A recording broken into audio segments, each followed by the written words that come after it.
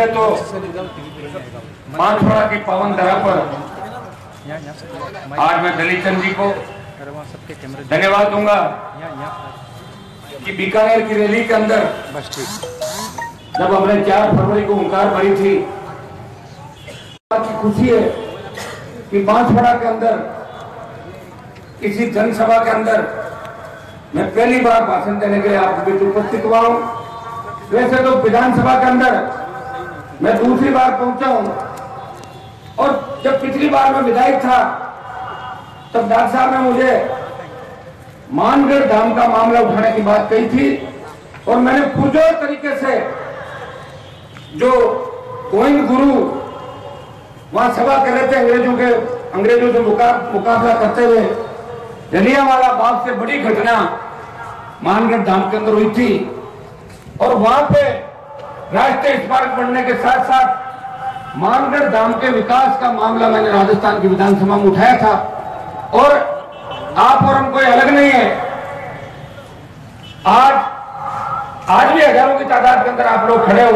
मैं आया हूं रास्ते के अंदर, थोड़ा सा छाया के अभाव के अंदर लोग इधर उधर बिखरे हुए हैं। मैं और डॉक्टर साहब आपको विश्वास दिलाते हैं कि सीकर की बड़ी रैली के बाद हम जयपुर के अंदर 15 से 20 लाख लोग राजधानी को घेरेंगे और उसके बाद दोबारा बांसवाड़ा के अंदर एक बड़ी रैली करेंगे।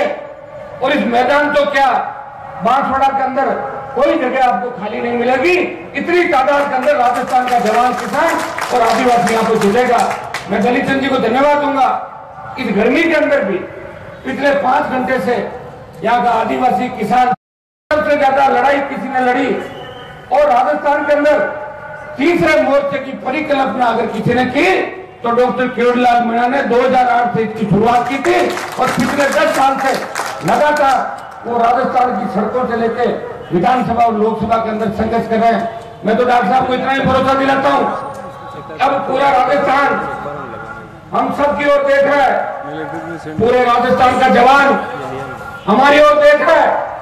70 साल की व्यवस्था से प्रदेश का जवान और किसान तकलीफ के अंदर है, यहाँ का आदिवासी तकलीफ के अंदर है, बांसवाड़ा डूंगरपुर के अंदर आज सिंचाई के साधन नहीं है।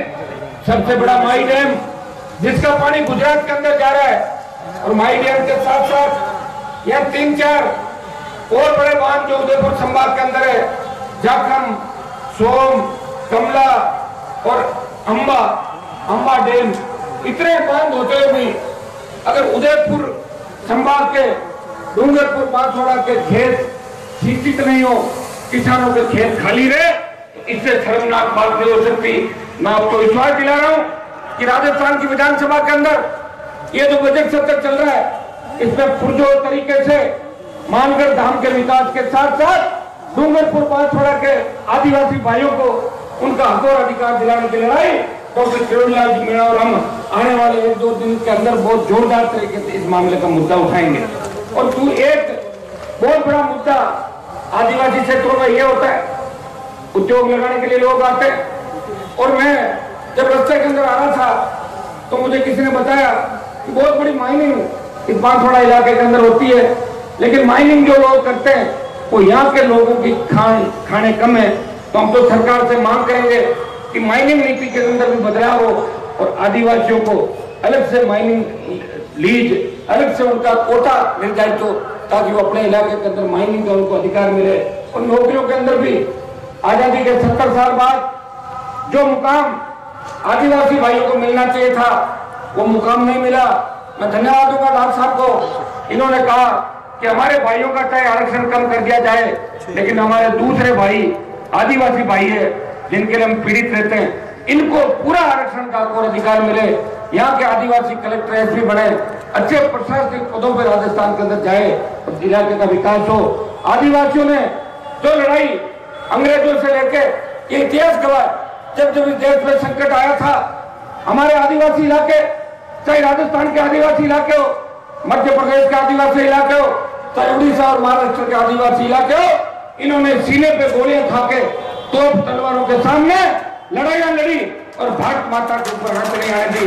मैं मेरे भाइयों को इतना ही आह्वान करूंगा कि हनुमान बेनीवाल और डॉक्टर केवरीलाल मीणा खुद के लिए लड़ाई नहीं लड़ रहे हैं। अगर हमें मंत्री बनना होता तो कभी का मंत्री बन जाते।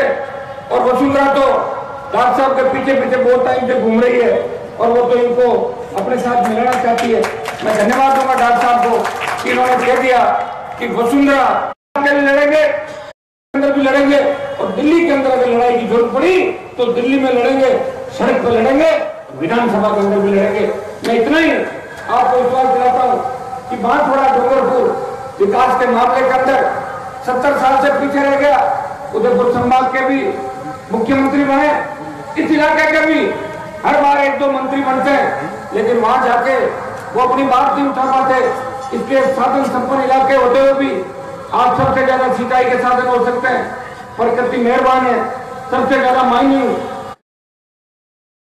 धन्यवाद दोस्तों। राजस्थान से जुड़ी व हनुमान बेनीवाल राजस्थान से जुड़ी किसी भी प्रकार की न्यूज पाने के लिए हमारे चैनल को सब्सक्राइब करें। सब्सक्राइब करने के लिए नीचे लाल बटन दिया गया, उस पर क्लिक करें और उस पर क्लिक करने के बाद पास में एक बेल आइकन आएगा, उस पर भी क्लिक तो जरूर करें तथा आपको हर न्यूज मिलती रहेगी बिल्कुल फ्री। इसका